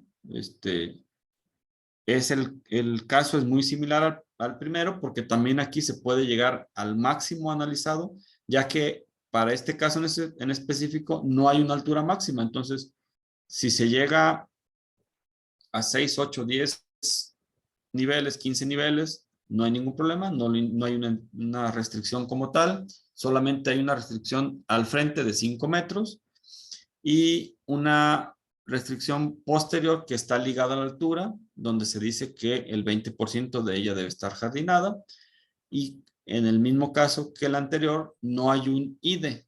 Este es un tema muy importante porque bajo este nuevo paradigma de que los chavos quieren vivir solos, muy al estilo norteamericano, a los 18, 20 años quieren independizarse, quieren vivir solos, pues esta oferta de vivienda, que si bien, digo, quien se dedique a la cuestión inmobiliaria lo sabrá mejor que yo, quizás sí hay una demanda para ello, pero el tema es que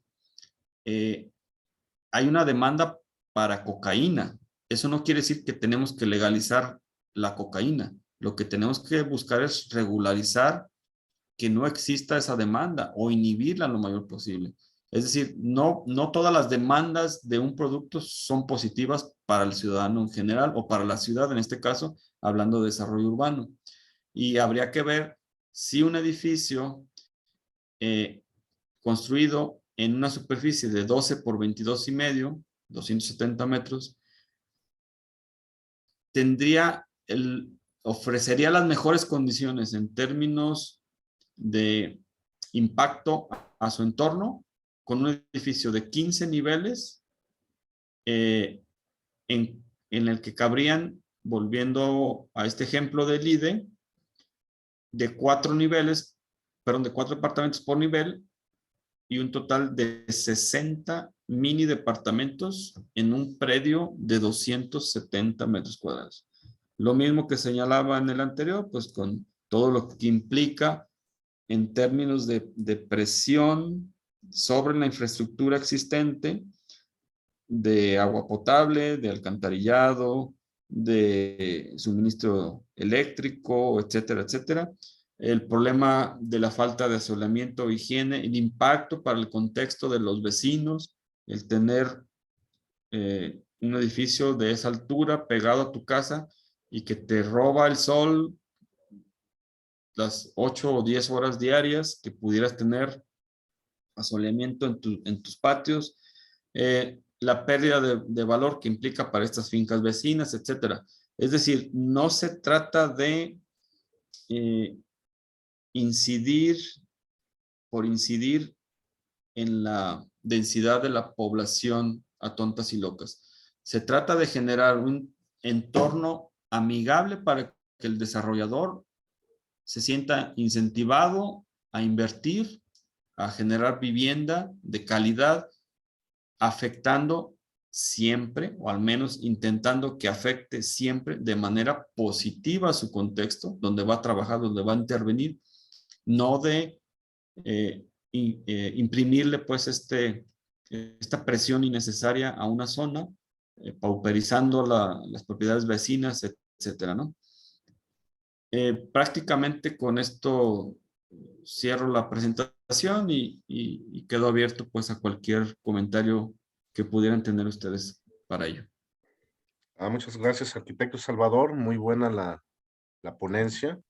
Muy interesante que todos debemos de tomarlo en cuenta y ver todo lo que es la legislación urbana. Muchas gracias. Y ahora todos los compañeros, si pueden hacer su pregunta, los que estén interesados en hacer una pregunta aquí al arquitecto Salvador, les pediría nada más que fueran muy breves porque estamos conectados, bueno, hace rato 79 personas. Entonces, si hay varios que quieran preguntar, hacer su pregunta muy breve para que nos alcance el tiempo. ¿Quién quiere hacer una pregunta? Adelante.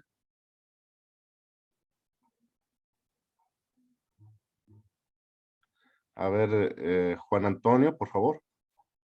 Sí, gracias, muy amable. Antes que nada, muchas felicidades, arquitecto, excelente ponencia. Gracias. Quisiera pedirle de favor, si nos puede explicar la diferencia entre el Programa Municipal de Desarrollo Urbano y un Plan de Desarrollo Urbano de Centro de Población. Gracias.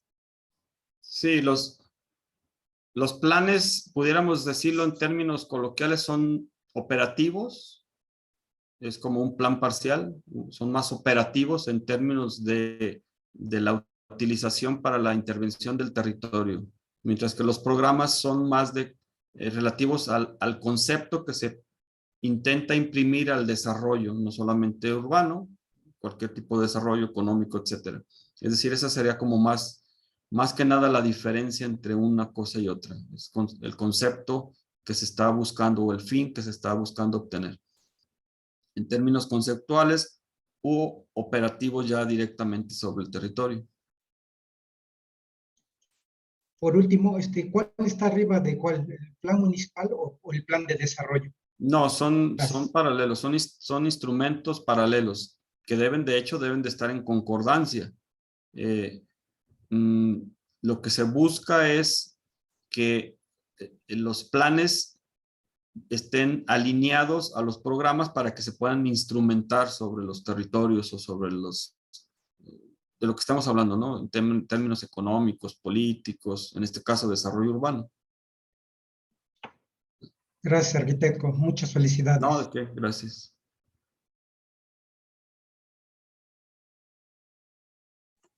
Muchas gracias, arquitecto Salvador. ¿Algún otro compañero que quiera hacer alguna otra pregunta, que tenga alguna duda? Por favor. Sí, arquitecto Juárez, ¿puedo tomarla para hacer una pregunta? Claro. Claro que sí, arquitecto Juárez, adelante. Oye, Salvador, Sí. mencionaste que hay un pago de por medio para aumentar el índice ahí de ICUs que se menciona ahí. Sí. En Culiacán, el nuevo plan director ya lo está contemplando en esos mismos términos.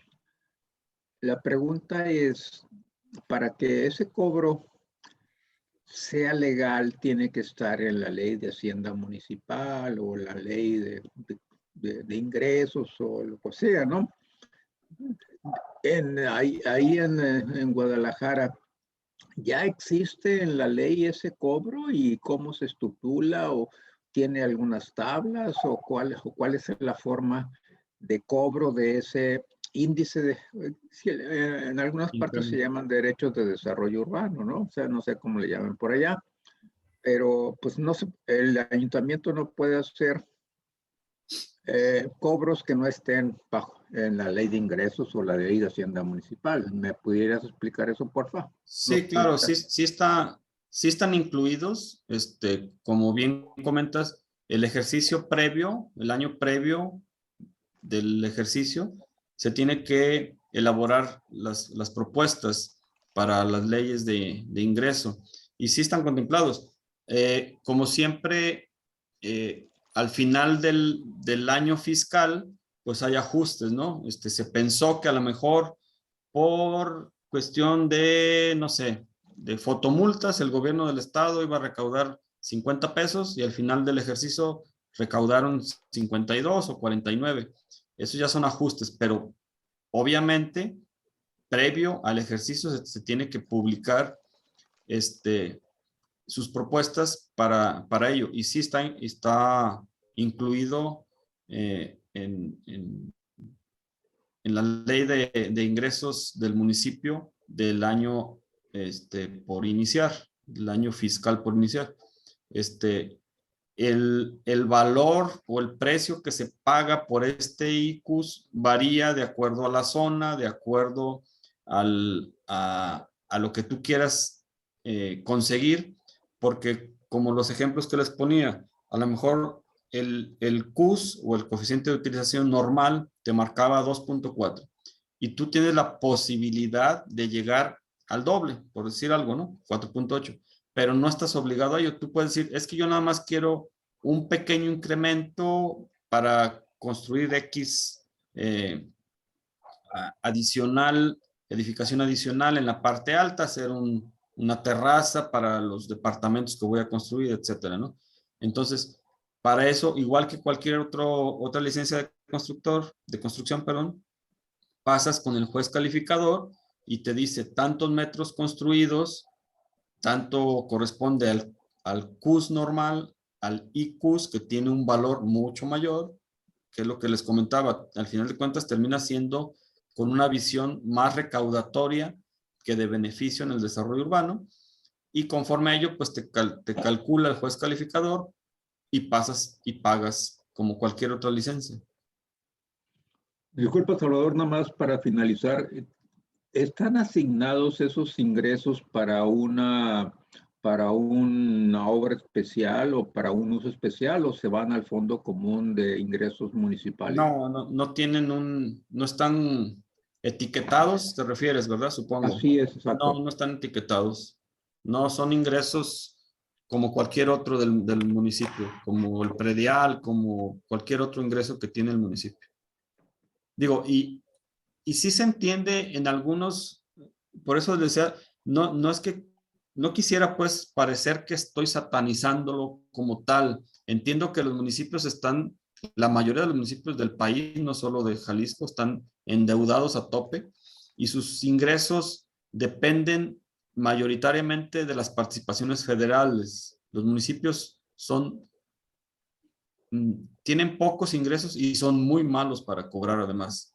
¿Por qué? Porque lo que menos quieren es parecer los malos de la película. Entonces, se hacen sorditos, los presidentes municipales quieren asegurar la reelección, no quieren parecer los malos de la película y se atienen a las participaciones federales. Entonces, estos temas que a final de cuentas el ciudadano de a pie no los conoce, no los maneja, si para nosotros de repente no son tan fáciles, decía, para el ciudadano común menos, pasan de alguna forma desapercibidos y son ingresos que obtiene el municipio.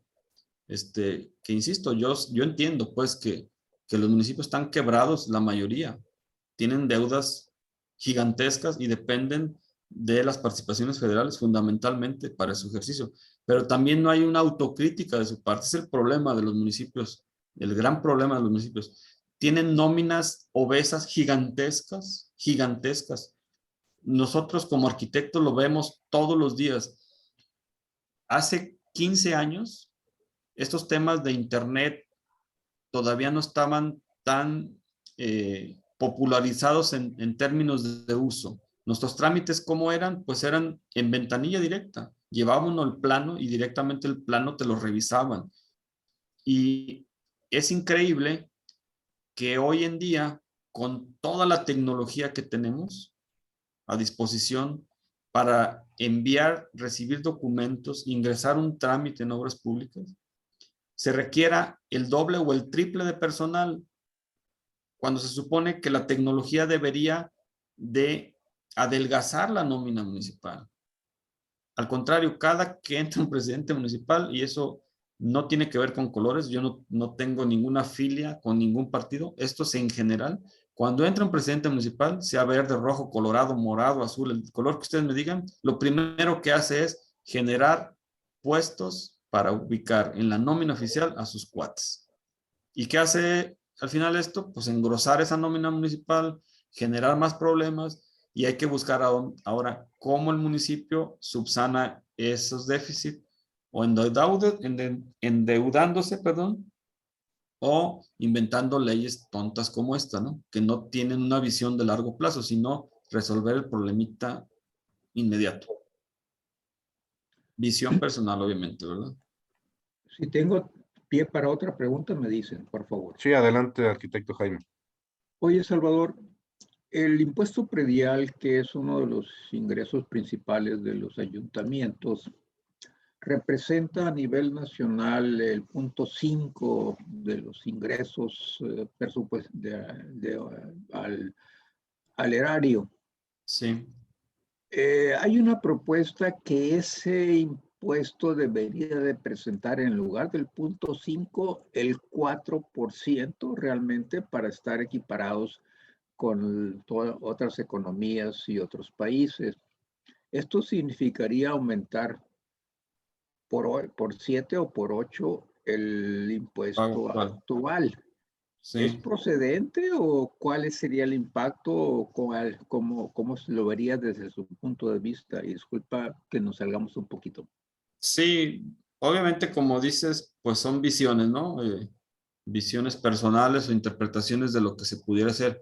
Pero si lo comparamos a nivel internacional, es cierto que en México se cobra el predial mucho más barato que en otros países, comparándonos simplemente con los países de la OCDE, por ejemplo, ¿no? Que es el organismo económico al que pertenecemos, ¿no? En ese sentido, es cierto, cabría la posibilidad de incrementarlo varias veces por más.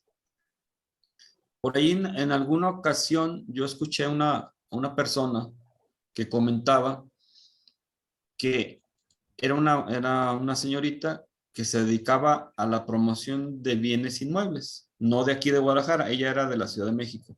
Y ella comentaba que todos los pagos que tenía que hacer por su automóvil, no sé allá cómo se llama, el refrendo, no sé si paguen tenencia, todo lo que implicaba los pagos de su vehículo eran del orden de alrededor de 7,500 pesos anuales por todos estos conceptos de verificación, etcétera, ¿no? Que al final de cuentas, pues también son impuestos, ¿no? Son pagos que se tienen que hacer al gobierno municipal. Y ella lo señalaba y creo yo que tenía cierta razón, porque ella decía, yo no tengo casa, pero la casa de mi mamá es una casa que vale varios millones de pesos y por la cual mi mamá paga 4,000 pesos de predial al año. Dice, mi carrito es un carrito que no vale más de 200,000 pesos, o sea, muchísimo menos, y yo pago casi el doble por tener carro. Pago el doble de lo que ella paga por una casa que vale varios millones de pesos. Y tiene cierta lógica. Es cierto, como les comentaba, incluso para predios baldíos en algunos países es imposible hacer especulación con el suelo urbano. ¿Por qué? Porque te obligan a pagar impuestos prediales tan altos que dices, lo desarrollo para ya pagar un impuesto predial mucho menor, o sea, lo construyo, o mejor lo vendo, porque en 4 o 5 años esto me va a desfalcar. Y digo, es una forma de hacer las cosas. No estoy diciendo que sea la mejor, la estoy señalando como un comparativo simplemente de lo que pasa hoy en México, ¿no? Cada quien tendrá su mejor opinión. Gracias, Salvador. No, al contrario. Correcto. ¿Algún otro compañero que tenga alguna inquietud, alguna pregunta que hacerle al arquitecto Salvador? A ver, arquitecto Juan Antonio. Gracias, muy amable. Arquitecto, nuevamente otra pregunta. Sí. Cuando llego a rebasar el COS o CUS, ¿qué porcentaje promedio de pago extra se tiene que hacer en relación a un pago normal de COS y CUS? ¿Esto lo establece el porcentaje en la ley de ingresos o la autoridad lo cobra a discreción? No es a discreción, está establecido, hay tablas para ello. De hecho, hay que recordar, como les decía, que tiempo antes, un par de meses antes, podemos consultar la ley de ingresos. En noviembre podríamos consultar lo que nos venía para este 2022 en términos de pago de predial, por ejemplo, muchas veces es muy común que en los grupos de WhatsApp de los colegios, yo soy parte del CIAPEC, pero también participo en otros colegios, comentan ahí los compañeros, oigan, ¿saben cuánto están cobrando por metro cuadrado construido en Guadalajara? Y luego quien dice, no, pues creo que como 60, no, yo creo que como 20. Y a veces es bien fácil consultarlo, todo es buscar la ley de ingresos del año fiscal actual y ahí viene todo. Igual también esta solicitud de incremento al CUS, que es un punto que también quisiera señalar, comentaba usted, el COS no tiene incrementos, el COS ese se mantiene, el coeficiente de ocupación ese se mantiene, no se puede modificar.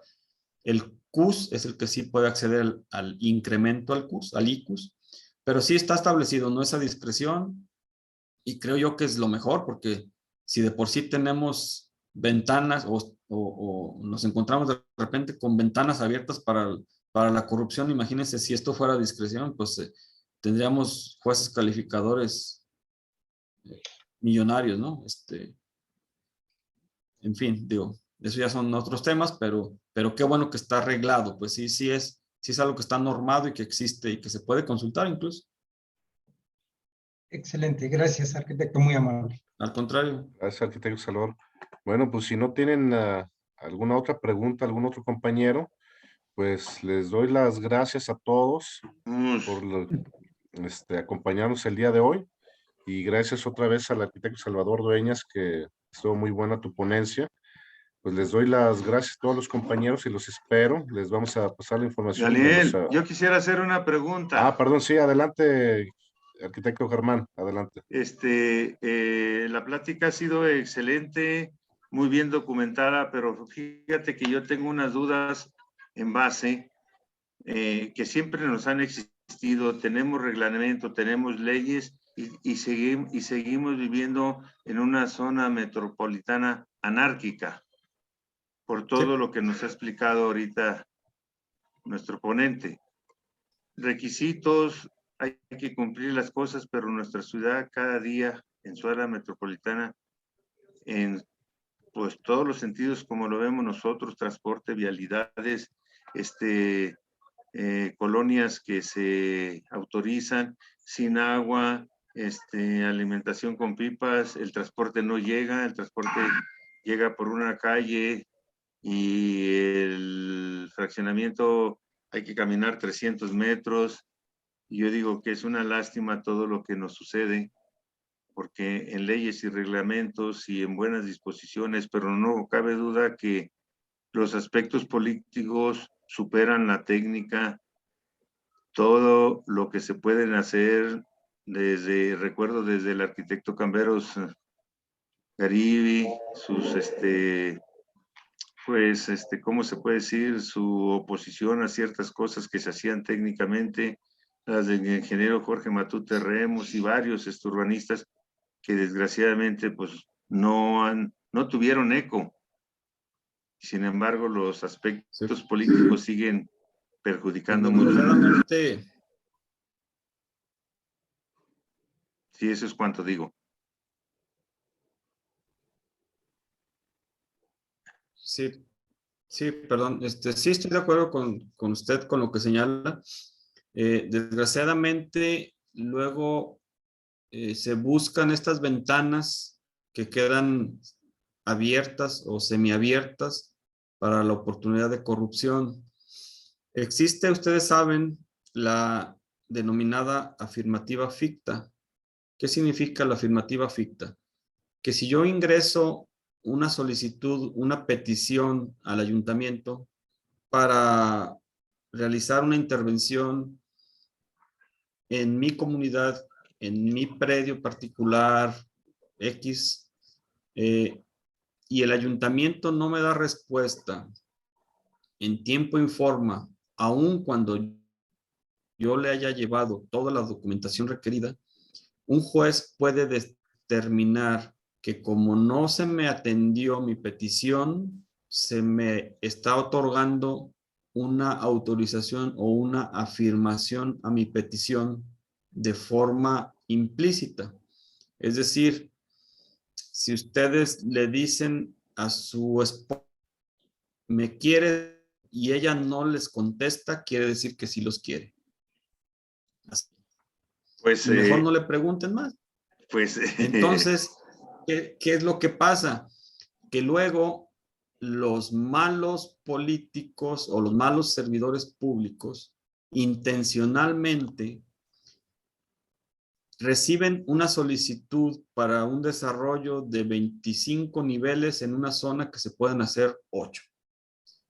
Intencionalmente, les decía, toman ese expediente, lo ponen hasta abajo, lo esconden, no lo contestan, dejan que pase el tiempo necesario para que el desarrollador con el que están coludidos, hay que decirlo con todas sus letras, vaya al tribunal administrativo y solicite una afirmativa ficta y les dice, es que yo ingresé toda la documentación y el ayuntamiento no me contestó. Entonces, ¿qué hace el juez?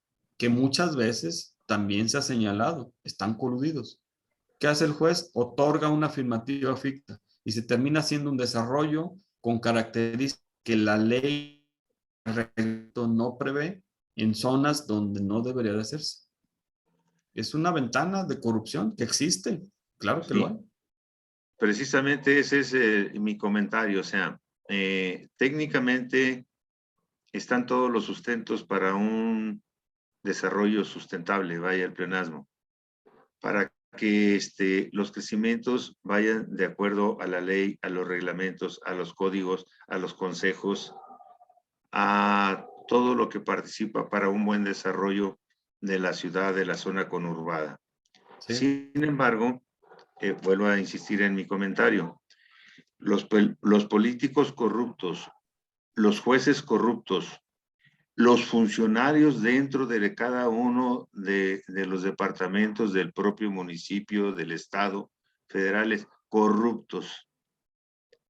Y sigue nuestra ciudad padeciendo todo lo que no queremos que suceda en la ciudad para el bien de una vida saludable para sus habitantes, porque al fin de cuentas son los habitantes los que, vaya otra vez el pleonasmo, los que habitan la ciudad y disfrutan la ciudad, pero a la vez no la disfrutan.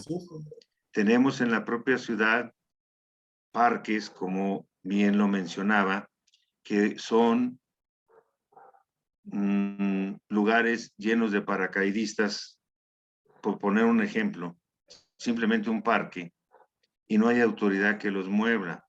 Sin embargo, tenemos códigos, reglamentos, todo lo que puede llevar una ciudad para su buen desarrollo, y sin embargo parece que todo lo bueno que se hace es al revés, es contrario, por políticos corruptos en los 3 niveles, jueces, como se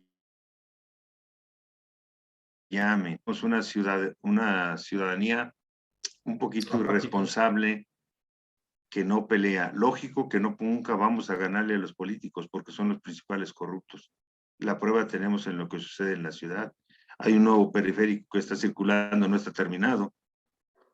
Hay muchos problemas, pero su plática ha sido excelente, nos ayuda mucho, pero este es un problema que venimos arrastrando, por mencionarle nada más desde el ingeniero Matute Remus. Y si contamos los años de ahí hasta acá, con todos los funcionarios urbanistas que han hecho por esta ciudad, pues son demasiados años y los avances son muy pocos. Una ciudad llena de ciclovías, que no hay una bicicleta pasando, pero hay un carril que ya no permite la vialidad de tantos vehículos en la ciudad. Pero sin embargo, tenemos una ciclovía y no hay un bicicletista en la calle hasta el domingo que sale por ciertas áreas, y todo eso pues nos perjudica mucho en una ciudad pues que desgraciadamente ya es toda urbanizada y con muchos problemas en el centro de la ciudad. Eso es todo, y qué bueno que me escuchó, ingeniero Salvador. Gracias. Muchas gracias, arquitecto Germán. Pues, como les comentaba, si no hay ninguna otra pregunta, pues... Salvador, sí tengo una muy importante que Sí. no cubrió Salvador. Oye, Salvador, tú mencionaste atinadamente del COS, del CUS, pero hace algunos años en el reglamento de montaña de la zona de Nuevo León se estableció el CAS, que realmente ya se está retomando en muchas legislaciones y reglamentos, que es el coeficiente de absorción del suelo. ¿Tienes algún comentario sobre el CAS? Y No, con no lo lo con- otro que respecta a Germán, pues nada más decirle que en Sinaloa tenemos la negativa ficta, que si no te contesto es porque es no. O sea, así ya no ahorramos el resto de lo demás. Disculpa, Salvador, adelante.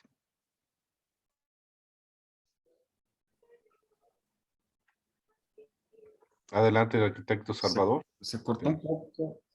Sí. Se cortó un poco, no alcanza a ¿O se le escucharlo puede al final, repetir, por pero favor, arquitecto Jaime, la pregunta? Sí, mira, hablaste a la del negativa costo del- ficta. No, no es de la negativa ficta, es sobre el CAS, el coeficiente de absorción del suelo. Tú mencionaste detenidamente lo que es el COS, lo que es el CUS y el ICUS, pero en el reglamento de montaña de Nuevo León hace muchos años se estableció lo que significa el coeficiente de absorción del suelo, o sea, la recarga que se debe tener, y son los espacios de permeabilidad que se deben de dejar en las construcciones. Sí. ¿Hay algo que puedas referir a ese tema, Salvador? No conozco el caso de Nuevo León, la verdad, no quisiera hablar de algo que desconozco, aunque sí creo que es pertinente en esta visión que se supone que estamos buscando en términos de sustentabilidad y respeto al medio ambiente. Lo estamos viendo, por ejemplo, en la zona del Bajío con el tema de la vía panamericana y que ahora se está promoviendo algunas otras edificaciones a partir de ello. Sí, claro que yo creo que sería pertinente incluirlo. Y como un dato adicional también, en términos de generación y procuración de áreas verdes, por ahí veía en los comentarios que se hicieron de manera de texto, no hablados, que alguien comentaba de las recomendaciones de la Organización Mundial de la Salud en términos de área verde, por ejemplo. No sé si lo sepan ustedes, que Guadalajara tiene un déficit gigantesco en materia de áreas verdes. De acuerdo a la Organización Mundial de la Salud, se debe de tener un aproximado de entre 9 metros cuadrados mínimo a 12.5 metros cuadrados de área verde por habitante. En Guadalajara tenemos poco menos de 4, es decir, tenemos un déficit de 3:1. Por cada metro cuadrado de área verde que tenemos en Guadalajara, deberíamos de tener 3 más, como promedio mínimo recomendado por la Organización Mundial de la Salud, que además, les comento, de repente pensamos en la Ciudad de México, en el área metropolitana de la Ciudad de México, como un área contaminada. Les paso el dato relativo a esto de las áreas verdes. La Ciudad de México tiene más áreas verdes en promedio por habitante, metro cuadrado por habitante, que la Ciudad de Guadalajara. Desconozco el tema del CAS, pero yo lo considero más que pertinente, no solo en términos de recargas de acuíferos, de aguas subterráneas, también en términos de generación de espacios verdes para la ciudad. Por supuesto que sí. Correcto, muchas gracias. ¿Alguna otra pregunta?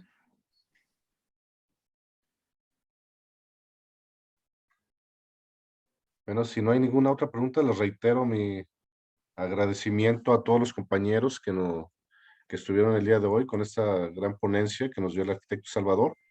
Los invitamos, les vamos a pasar la información de las próximas ponencias. Cada mes vamos a tener una ponencia de este tipo y también invitamos a todos los agremiados a que se inscriban a los cursos de capacitación que nos exige Profesiones del Estado.